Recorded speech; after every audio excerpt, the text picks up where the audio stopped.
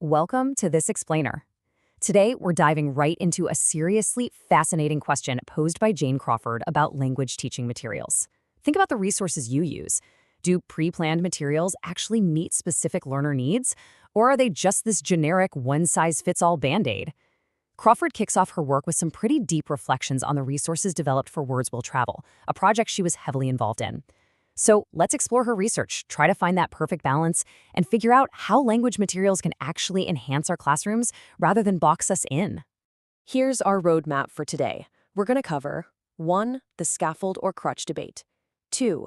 Deficiency versus difference views. 3. Textbooks as structuring tools. 4. Functional and contextualized language. 5. Media and modality. And finally, 6. Autonomy and engagement. Let's get right to it. Right off the bat, the text introduces this massive historical dilemma. It asks a really profound question. Do pre-planned materials inherently restrict educators, basically forcing them to rely on contrived artificial realities? Or do they offer a vital, genuinely helpful scaffold that supports both the teacher and the student? Now, obviously, this isn't exactly a new issue, but man, it remains a highly contentious one in language education today. To really understand the anxiety here, look at this fierce critique from Little John.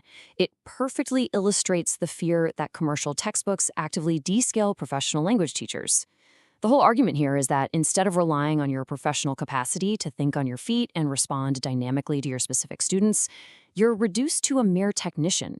You become a classroom manager, just blindly implementing someone else's script. For a lot of dedicated educators, that's a very real, very debilitating prospect. Okay, moving to our second section to frame this debate academically, deficiency versus difference views. Dick Allwright's terminology from 1981 brilliantly illustrates these two completely opposing perspectives. On the left side, we have the deficiency view. This assumes that published materials exist purely to compensate for a teacher's inadequacies. The underlying thought being that a good teacher wouldn't even need a textbook because they just create everything flawlessly from scratch. But on the right, we have the difference view.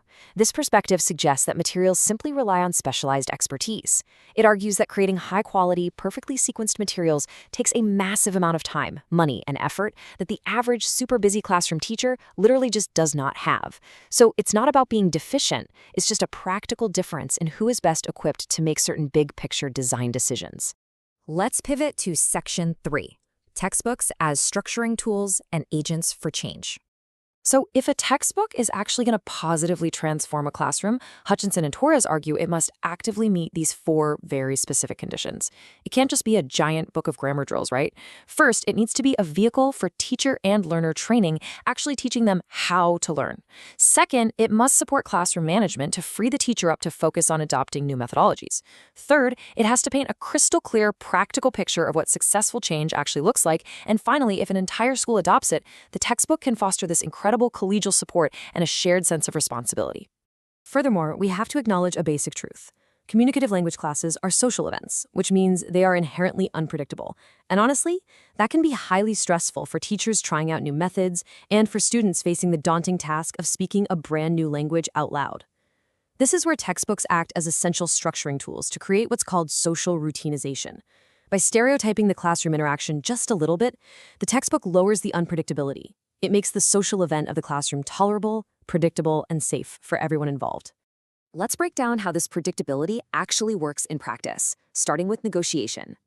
The textbook acts as this concrete, physical anchor for classroom dialogue. Because there is a book sitting right there on the desk, the teacher and students have a shared object to discuss. They can negotiate their roles, they can decide which content to focus on, and they can explicitly talk about their learning strategies together. Next up is accountability.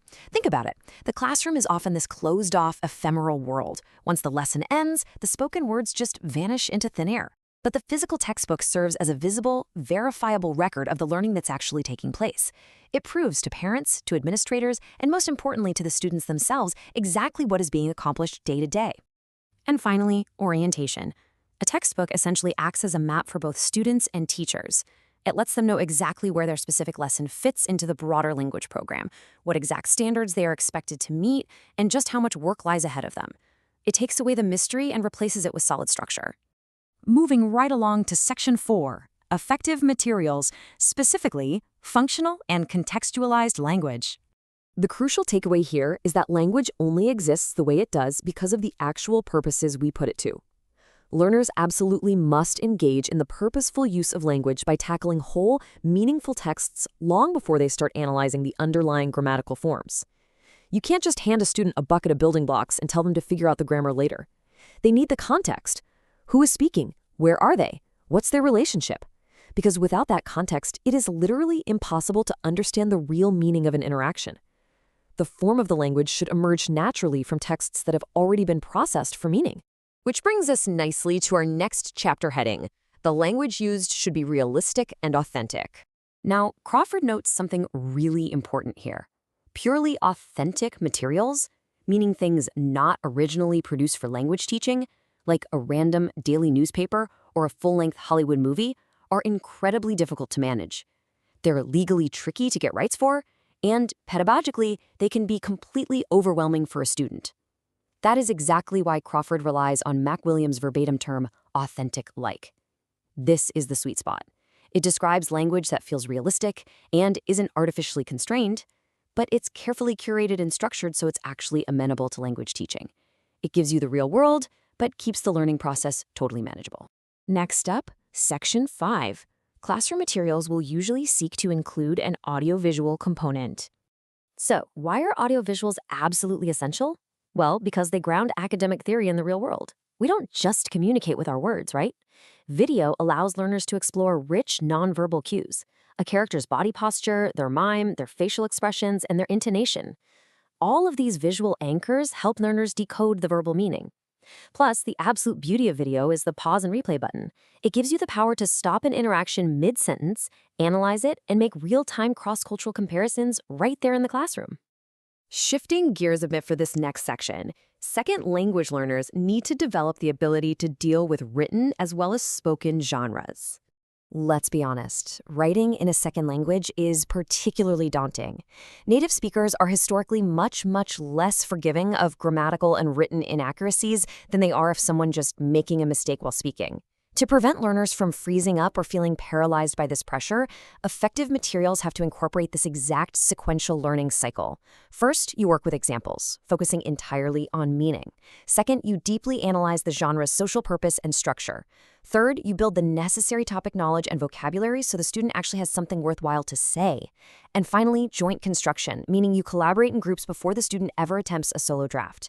It is a brilliant, highly structured scaffold that takes the fear out of writing. Okay, we're in the home stretch. Section 6, fostering autonomy, flexibility, and engagement. What's really vital to grasp here is that, as teachers, you can't just transmit knowledge straight into a student's brain like a download. You must adapt materials flexibly. By adopting an interpretive rather than a transmissive methodology, teachers foster open interaction in the classroom. This allows students to bring their own incredibly diverse backgrounds into the lesson, comparing cultural differences, and making their underlying assumptions negotiable. The material is just the spark. The individual student ultimately controls how that input is organized and learned. And we'll conclude our explainer today exactly the way Jane Crawford concludes her chapter, with this incredibly powerful quote from O'Neill. It really perfectly summarizes everything we've explored today. Textbooks are not rigid scripts to be read blindly. They are simply a base. They are a jumping-off point. A massive amount of the magic actually happens completely outside the book, through spontaneous interaction and your own adaptation. Which leaves us with a really critical, provocative question to ponder. If the best materials are merely a jumping-off point, how will you dynamically adapt your own textbook in the classroom tomorrow? Thanks for hanging out and exploring this with me. Keep analyzing, keep adapting, and I'll catch you next time.